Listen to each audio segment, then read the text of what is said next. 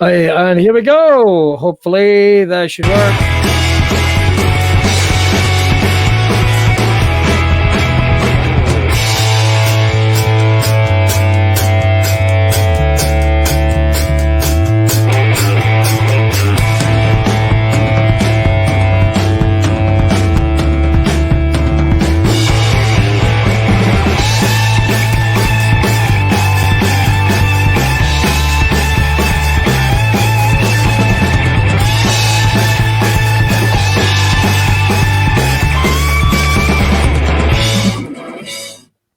This time I'm here. Sorry, we had a little technical issue. I hope you're amazing tonight. Welcome to Braw Cast. It is Monday. Who the fuck knows? All I know is it's absolutely fucking roasting outside. If it's your first time in broadcast, what is it about? You know something? It's a fucking live podcast. I'm Billy Kirkwood, your host. We're going to be talking to people, interesting, creative folk from all around the world, and this week, we've got an absolutely amazing guest. So before we kick off, this is what you need to do. You need to hit that share button. Let more and more people know that you're watching broadcast tonight. My guest is the wonderful Ian TC. Not only is he a comedian, not only is he a tattooist, not only has he done events, hosting, he's won awards and everything else. We're going to be talking to him in just a minute about everything in the world, but specifically tattoos, comedy, his time as part of a co-host as well on the Braw Beard, the Moustache Championships, and a whole bunch more. Body positivity. Let's open up. So if you think you've got any questions or any topics you'd like for us to discuss, here's what you need to do. You just hit the buttons right there in the comments. Boop. If you want to hit the share button as well, that really helps us out because the more people to watch, the more the better. Now, if you are watching and you're going, what the fuck, this looks a little bit different, I'll explain for why. The simple reason is my computer absolutely fucking died. So as you can see, I am using, well, you can't see. Why would I say that? You're using a slightly different setup here tonight. So we're going to have some fun. All right, let's get this kicked off. If you're watching tonight, say yes, say hello, let us know you're there. I'm doing my usual checks because this is the thing. Literally, everything went about arse over tit about 20 seconds ago. So I'm just making sure we are still on. And we are on. So we are in good shape. Let me just put that there so I can see all your pretty faces. We are good to go. Stop us if we get too professional at any point. Right, let's not fuck about. Let's bring up a special guest. Ladies and gentlemen, we're going to have a little chat with them tonight. So if you've got any questions about anything, make sure to hit us up. Let's get this rocking. Please welcome, ladies and gentlemen. All right, here we go. Actually, before we get them in, let's say a bunch. Hi, James Langfield. Shug. Happy birthday, Shug. John T. Russell. Colin Fury. Loads of people saying hello. Let's see, Andy Finnegan, Darren's joining us as well. Evening, right? Loads of people watching. Let's get this rock and rolling, shall we? Ladies and gentlemen, I want to welcome. You know, one of the things is you get to do these podcasts, you get to do interviewing things, and you get to say, "Oh, I'd like to welcome a good friend of mine." This man is legitimately a good friend of mine, so I'm very excited about having him on the show. As well as that, because in lockdown, who the fuck knows? Let's go, ladies and gentlemen. Please welcome Ian TC. How the devil are you, mate? Yeah, okay, recovering, trying to make sense of this madness. Yes, I am sorry about giving you a fright and playing the intro twice there, but literally everything froze. No, I saw. It was, I was like, but then that's just the way the world is now. Fuck it, it never works properly once, does it? Never once. Right, we're going to get to some questions and stuff in just a minute, mate. You are at your tattoo studio right now, is that correct? Yeah, I am. Yes, I am here. I am stay in the studio because I don't know how legal that is, but I'm actually having to stay in the studio because my flatmate has severe asthma. Oh. So I can't stay with him, and I can't go back to my mum and dad's because they are both in their 70s and have 3 lungs and 3 kidneys between 2 of them. So they are at risk. So I'm here. Right. I've made company. Wow, that is a terrifying state of affairs. Well, are we calling that Wilson the rugby ball? Yes, pretty much. See, I found this great thing, and I don't really be like shout outs and stuff like that, but the Berry store delivers alcohol to you, and and I ordered the gin. Pure and simply because it said free rugby ball, and I'm like, go on. What? Sorry, I guess there's a logic there somewhere, but free rugby ball, you'd probably order anything. It's as long as it's free. It's because Krabby's sponsored the rugby kind of World Cup or the Five Nations, whatever it was, and it was like a promo that ended, but it still was going on basically because they were getting rid of everything. Hey, Craigie, how you doing, man? Spats on saying hello. So I had to buy it, and I made it into a nice friend, and Krabby Wilson's been keeping me company. Yes, Well, is it just a platonic relationship at this point? Well, he has no orifices. Is it orify? Well, orify. Well, maybe as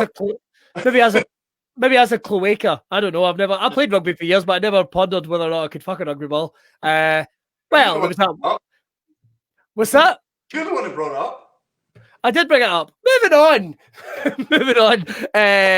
But staying in the studio, that's very good. And if nothing else, look at it this way. Lockdown has given us more and more places are willing to deliver booze. Good news. Good news. Hell yeah. A lot of people say no orifices yet. That's a bit worried. That's it. Right. Before we get to the questions and what have you, we got... Mate, it's a little bit of everything. You're a Renaissance man. Not only are you a tattooist, not only are you a comedian, not only did you help me out a few years ago and we co-hosted the Braw Beard and Moustache Championships together. Yes, that was great fun, though. That was amazing fun. Amazing fun. Big diagram between the beardy world and the tattoo world. The kind of like that. Right across. Because you must have seen in your time, right? Well, you know something. Let's do the quick Metro interview. What came first, comedy or tattooing? Because you're known as Ian the Comedian. I think for years it's been Ian the Comedian. I don't use Ian TC. That's what we're keeping it to right now. What came first, tattoo or comedy? How did that come about? Weirdly, when I was at art school, I did some comedy, right? Right. And but I wasn't Ian the Comedian then. When I started tattooing out in Portugal, when I came back, I compared a couple of tattoo conventions. So people got to know me as Ian, that comedian guy. So it just kind of went, and you're Ian the Comedian, right? And then it just, when I opened the shop, I just called it Comedian and it stuck. So I wasn't really doing a lot of comedy back then, but it kind of just became this weird bugbear of my name. Okay. Fucker as well. I can't help it. I take nothing seriously. You know that we're very similar in that regard. Just nothing. How dare you? Yeah, you know what I mean? We can't. Like, the kind of people laughing at a funeral. You know what I mean? It's a defense mechanism. And so yeah, it just stuck, and it became a thing. So yeah, that was it. So, when exactly did you start tattooing then? Because I'm doing the time where when exactly did you start tattooing? Because you said you went to art school. Was it during art school you started working on ink? 1920. I kind of dropped out of art school for a year.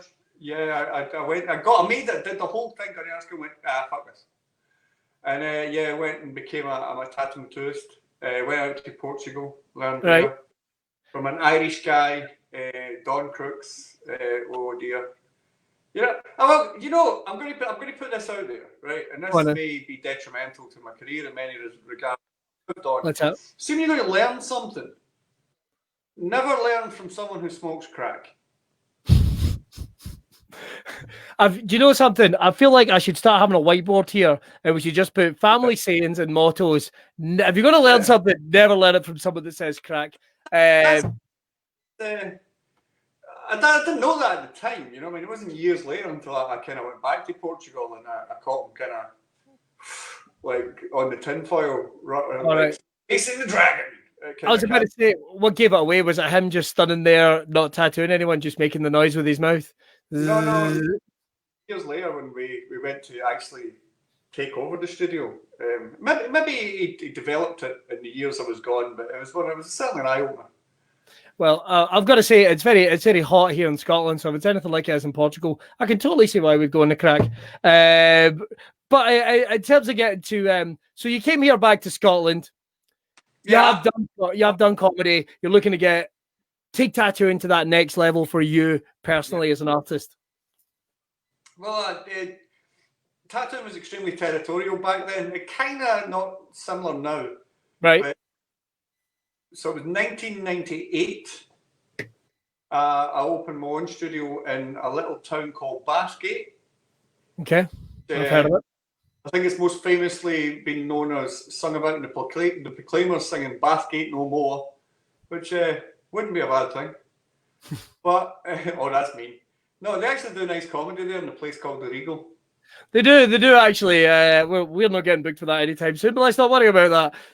I'll have I have 2 bookings for there. So I've got fuck all. So if you're watching, Raymond, up you. Now, moving on. So yeah, that was I opened a tiny little studio in a little place called Union Street, which was right next to a great little kind of takeaway called Chow's, with the brilliant couple that ran it, and they were just great fun. And back then we were just we had no idea. I mean, the internet was very new. That's how long ago it was. Like you couldn't look things up on the internet or shit. Google had only. I started the same year as Google. That will show you how. I opened my studio the same year Google opened. Boy, did I pick the wrong career move. Jesus. I know. Jesus. So what? So tattooing's territorial at that time. How are you getting your foot in the door? How are you finding your clients? How are you finding? Do we call them clients? What do we call them? Clients is fine, yeah. We'll go clients. How do you find your clientele? For the most part, brilliant. Bathgate's weird.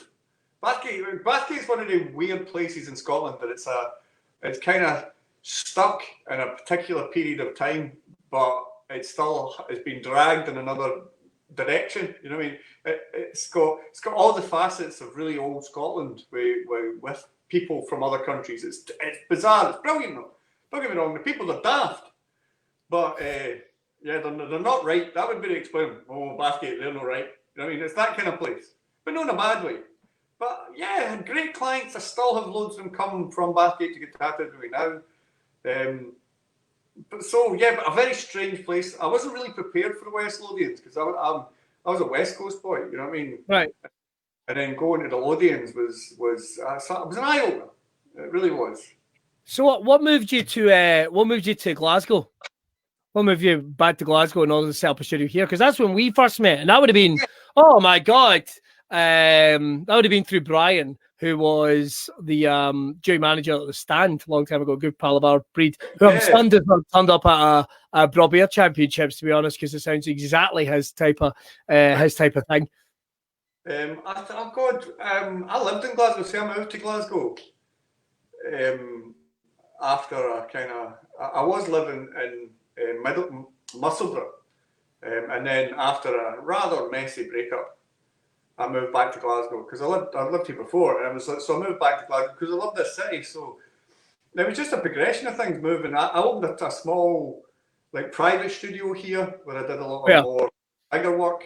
That was above the China Sea restaurant. Actually, it was just a small private restaurant. That restaurant's great, by the way. But it was a small private studio, no walk-ins, just for me. And then basically when I found out Kenny was moving from Hellfire to his own studio, I was just like, well, I'll take that one. And then that was pretty much it. Then I gave the shop that I had in Bathgate to the guys there. Took a little bit of money off him for a new autoclave. And then that was it. It's me in Glasgow. So yeah. And so right, you were doing? I mean, you're taking a big step away from comedy. Yeah. I mean, I think you'd finished by the time I started. I think I'm almost 100% sure. Oh, absolutely. We were running, a good couple of years. We were running nights in the Dreadnought Hotel back then. Comedy nights in there with the worst named man in comedy ever, Billy Bonkers. Billy Bonker. Two joints and a wank. So pretty much who originally started comedy in the State Bar. That was, I think, 1994 was then. I know, yep. So, yeah, we were running nights in there, and we had oh God, some of the people we had through there, Parrot, Mitch Ben, the Reverend, fucking, just Raymond done it, obviously Raymond Mearns. So, Sandy Nelson, do you remember Sandy? I do remember Sandy. It would be known a lot to you as Pete. Is it Pete the Postie from Still Game? He's still the game. That's the man. Yeah. Have I got that right? A hilarious guy.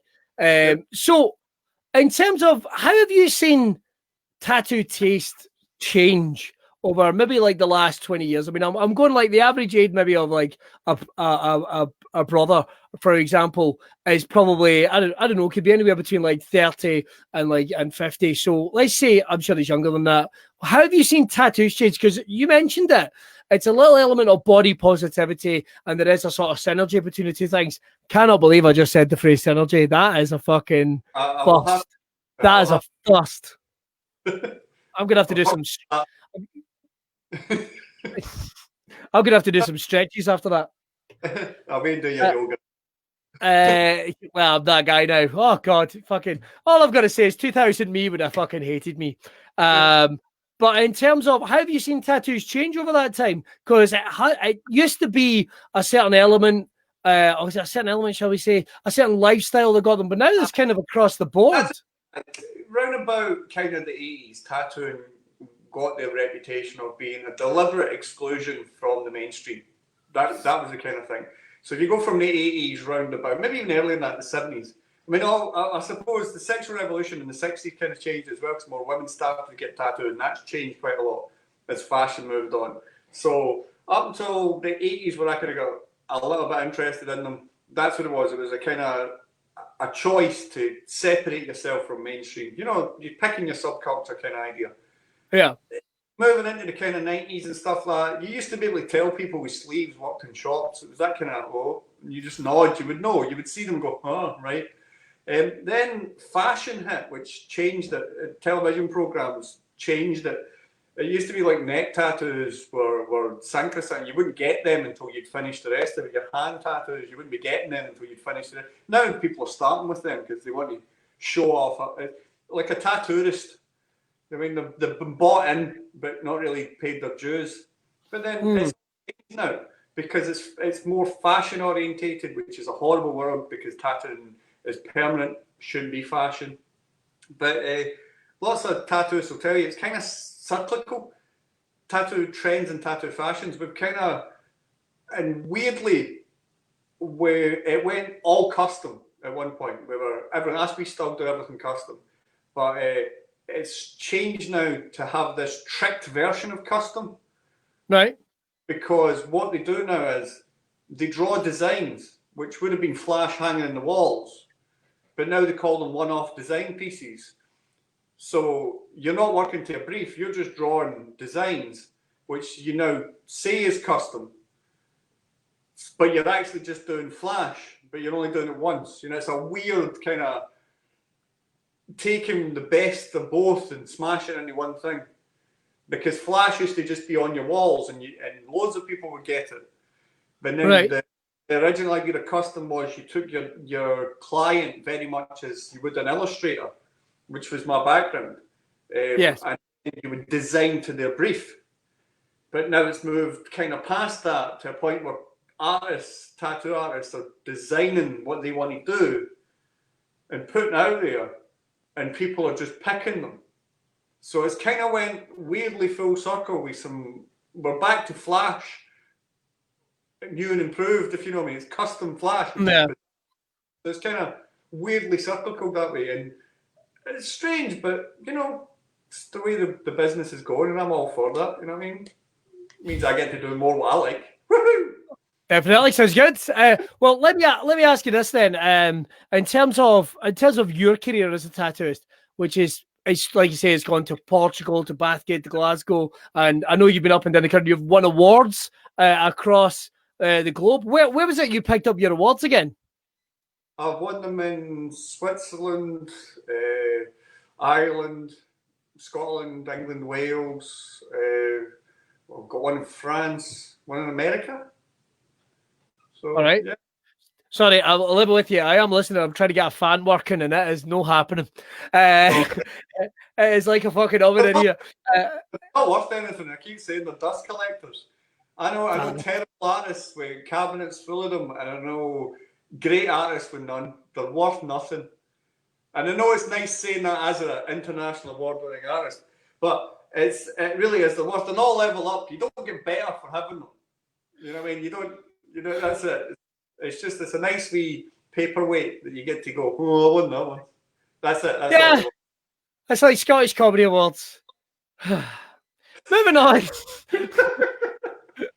Moving on. Right. So, in terms of I've got to get some tattoo stories out of you because if nothing else, Ian, you are the most proactive insomniac I think I have ever came across in all my life. I can almost guarantee, and I'm not a man that gets bad sleep at the best of times. So if you're looking, just a quick plug for John, if you're looking to get some better sleep, get yourself in the Braw Beard bath salts. They're fucking banging. I can show you that.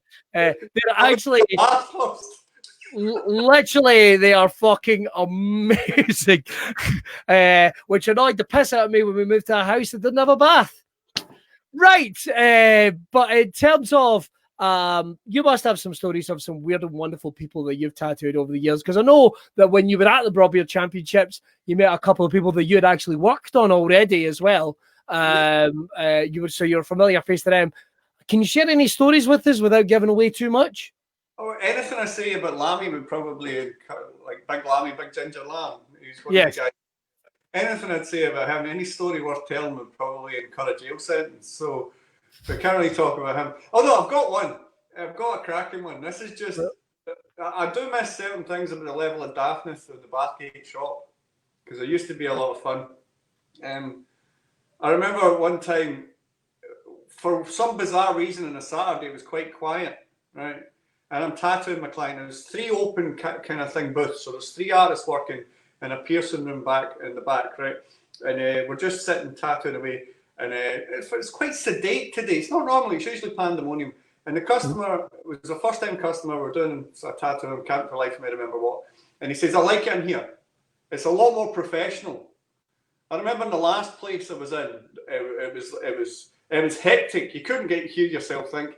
And almost on cue, Lammy came running through with one of the tattoo apprentices over his shoulder with his head down here, with no top on and a Mexican wrestler's mask, and just proceeded to jump and pile him on the floor. Things. But then Maurice, one of the artists, ripped his gloves off, slid across the floor and counted them out. It was just, the timing was perfect. It was just like, it's a lot more professional in here.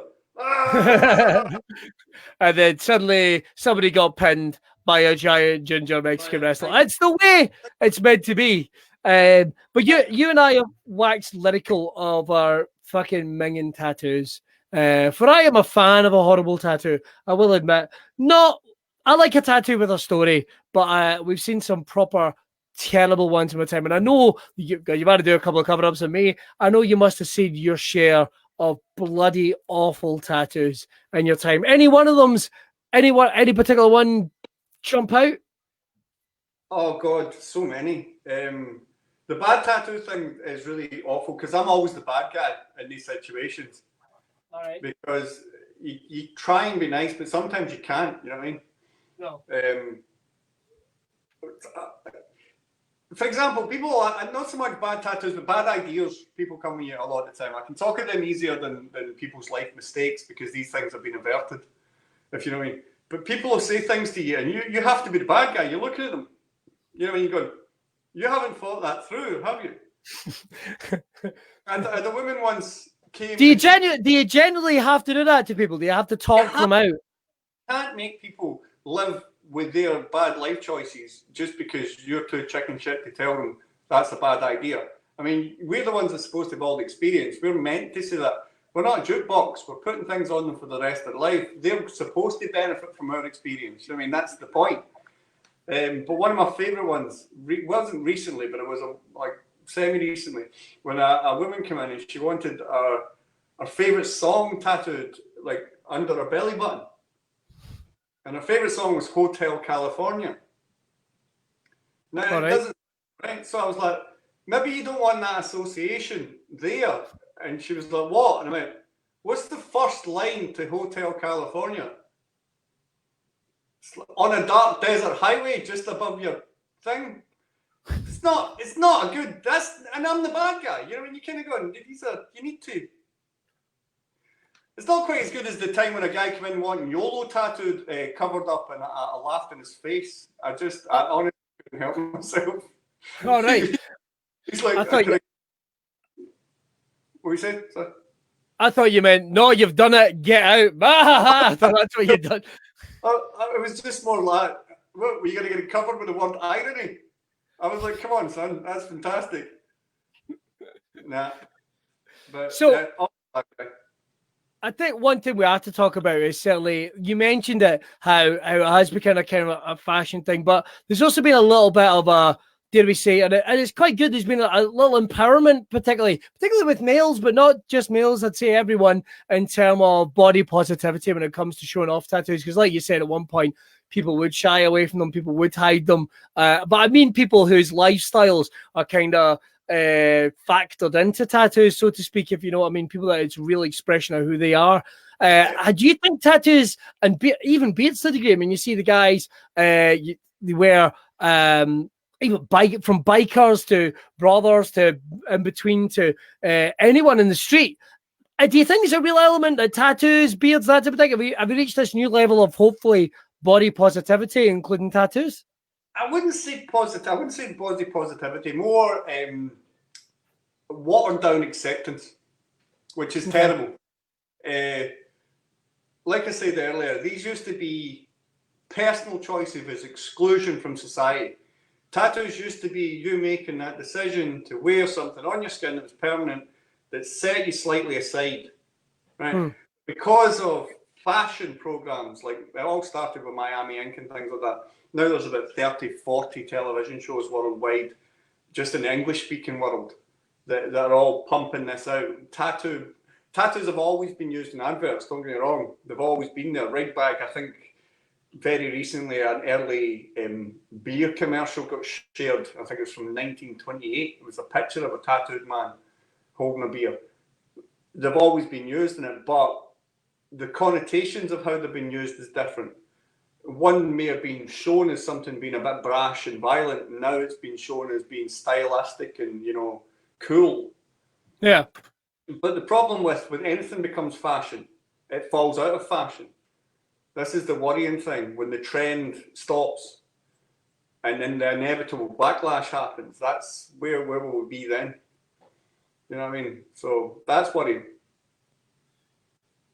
Sorry, we got a wee message from John T. Russell. I've spent a fair whack of time in Ian's studios over the years. One of his most endearing traits is his brutal honesty to shocking tattoo suggestions. Professional to a fault, but blunt in the same breath. Yes, I am a dick. That's a review. That's a review right there. And I also love the fact Canadian tattoos, we do a great job, but we might be a dick to you. It's the wee logo over there. Fortunately, we're telling you the truth. Right. Look, we'll have to wrap this up because it's a hot night, and we could actually keep doing this, and we are actually working on a tattoo podcast ourselves, which hopefully will make it its way. Show me your tattoo. Keep an eye out for it soon. Was meant to be at the Fringe, not at the Fringe. Boo. Moving on. I'll get to. It just means it'll be a much sweeter wine when we come to sample it in the future. Fucking yes. And we get to screw it up on a podcast and get it ready for live audiences. Right. Couple of quick things. Once you came back to comedy. When we met, you were at least 10 years removed. Yeah, easy. Before you decided to go back to the stage. What made you do that? No one clapped when I walked into a room. That would do it. It was always something I wanted to go back to, but it just time. Between the other studios I've ran have been insane. Like the Bathgate one, at one point had 7 artists working out of it. I was an administrator, not a tattooist. You know what I mean? Right. When I was running the one down under Hellfire, when we took over the whole of Hellfire, I ended up running a clothing company as well, which I didn't want to do.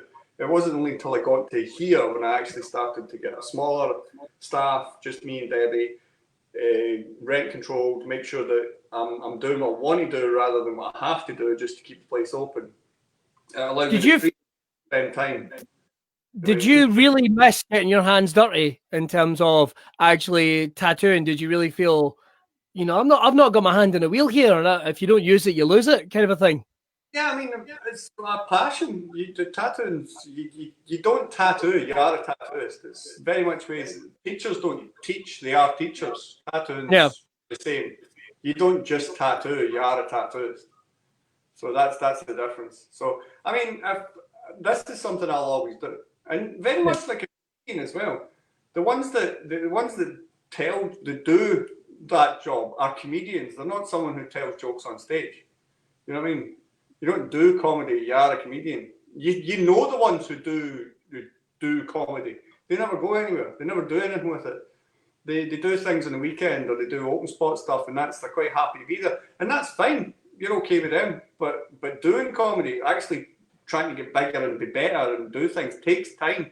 You need to put time in it. So I didn't want to half-arse it. If I was going to go back to do it, I wanted to do it, but I needed the time to do it. And there's new things coming in the future that'll allow us to do even better and bigger and crazier things. Going to be fucking amazing. Going to be, but a couple of things just quick. I've got my 5 for 5 questions here, which we'll wrap things up with in just a second. But I know everything is logged down just now, but that's not going to last forever. Where can people get in touch, find out what's going on in terms of in the world of Ian TC? Where can people get? The website goodtattoos.com.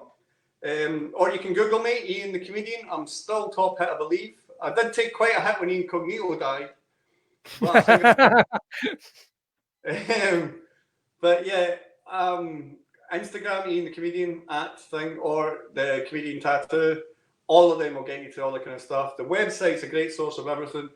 We're doing lots of new things that are coming out on that as well. There's quizzes on there about finding things on like, can you identify famous tattoos from movies? Just if you want to waste time, there's a whole bunch of them on there that I've made up. So loads of information. There's even an educated price indicator, which if you want just the idea of how much a small tattoo or something that, you can pick a couple of things and they'll give you an average price. So which is quite an original thing. No one's seen that. I've never seen that anywhere else. Well, they're extremely hard to do. That's why, because you need to make it. But this man is awake 42 hours a day, so don't worry about it. You've also got This Month in Drinking History, which is a podcast that you do. Yep, that's on the website as well. If you click on the comedy links, you can get all that kind of stuff in there. Billy's been a guest on that, both on our live version of it and the recorded, edited to fuck version. The live version of it was the last gig I did before lockdown. Yeah, mine too. Yeah, mine too. I feel really guilty because all the people that had shows at the Glasgow Comedy Festival, I got to do all 3 of mine. You know what I mean? Why didn't I do mine in the first week? Well, never mind. Right. Quick couple of questions. Let's see. Bim, favourite comedian? Billy Connolly. Great shout. Favourite tattoo of your own? Oh, God. It would have to be this one by this tattoo machine here by the absolute tattoo legend, Ron Ackers. Ron was like the granddaddy of British tattooing. Look him up, Ron Ackers Tattooing. He is pretty much a legend and only known in the tattooing world. But that's the first one he signed. First one he did. There. Oh, no, that one. That's different one.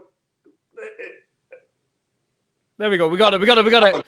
That's it. First one he signed in the year 2000. That's why it says 2000 on it. So, favorite tattoo of someone else's that you've seen? That I've seen? God. Yeah, or one that you've done that has been your favorite. We'll go with that. Well, my favorite tattoo I've ever done. Yes. Oh God, I can say they're all great. Give me a favorite then. Maybe a favorite as opposed to the favorite tattoo. I'll tell you the most fun one. I'll tell you the most fun tattoo I've had doing was actually your WWF tattoo. Because I laughed all the way fucking through doing that. I don't know if you can see it there, my WWF logo. WWF logo. That was just a riot from start to finish because we were fanboying like crazy all the way through it and just laughing. So that was a lot of fun. That was a lot of fun. That was a lot of fun. Literally, I got something like 4 tattoos that day, and it was just like, stuff I want. That was it. If honestly, if I hadn't had a gig that night, we'd probably still be going now. What was your most fun takeaway for your time at the Braw Beard the Moustache Championships? The German guys and the Bavarians. Yes, they were just insane. They were brilliant fun, totally insane, and it was the severe seriousness of it. They took it like it was. They meant that shit. You know what I mean? Oh yeah. They were. If you had said anything bad, they would have cut you. You know. And they smelt amazing. And finally, I've got to say, what would be your motto to give someone? Could be anything at all. Could be a moving quote. Give us a motto. Boom. A motto. Que es custodia es custodia. What does that mean? It means who watches the watchman. Oh, I like it. Right. I'm going to pop you I'm going to try that again. I'll try with speaking this time. I'm going to pop you into the green room and I'll finish this up. Everyone, that has been my guest, the wonderful ENTC. Ian, I will talk to you in just a second. All right, everyone, you know how it works. Just a short one tonight, but it's a hot one. We're going to be back next Monday, 9 o'clock. Let us know if 9 o'clock is maybe not the time. Do you think we should shift it to 8? There's been a lot of people saying, could we have it a wee bit earlier, maybe even before the kids go to bed, because that would be something to take our mind off it. Yeah, we might very well do that. Give us a shout. You can put it in the comments. Don't forget, though, to check out BrawBeardOils.com. All the details of all the fantastic products that Braw Beard has. Make sure to check them out. Loads of new stuff coming as well. It's going to be announced in the next couple of weeks. Make sure to keep checking in the check-in with John as well. And you can find me at Billy Kirkwood, a Billy Kirkwood comedian. I'm going to be back next week with another brilliant guest, 9 o'clock. All that's left to say is roasting out there. Look after yourself. And who knows, maybe this will play us off. Let's give it a go. Bye.